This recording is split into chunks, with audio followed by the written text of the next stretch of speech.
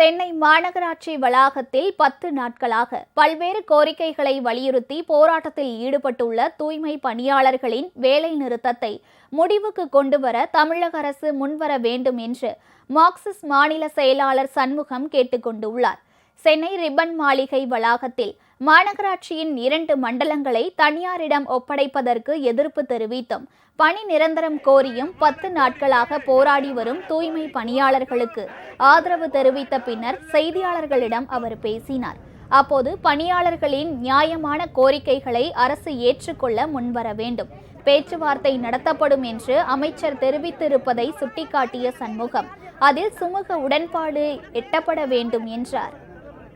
அரசின் சார்பில் சில கட்ட பேச்சுவார்த்தைகள் நடைபெற்றிருப்பதாக போராட்ட குழு தலைவர்கள் தெரிவித்திருக்கிறார்கள்.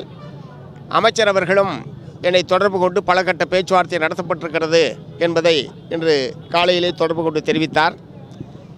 எந்த ஒரு பிரச்சனைக்கும் ஒரு சமரச தீர்வு என்பது எட்டப்பட்டுத்தான் தீர வேண்டும். அந்த வகையில் தொழிலாளர்களுடைய நியாயமான கோரிக்கையை நிறைவேற்றுவதற்கு தமிழ்நாடு அரசாங்கம் முன்வர வேண்டும். பேச்சுவார்த்தை மூலமாக இந்த பிரச்சனை தீர்வு காணப்பட வேண்டும். அதற்கான முயற்சிகளை மார்க்சிஸ்ட் கம்யூனிஸ்ட் கட்சியின் சார்பில் நாங்கள் மேற்கொள்வோம் என்பதை தெரிவித்துக் கொள்கிறேன்.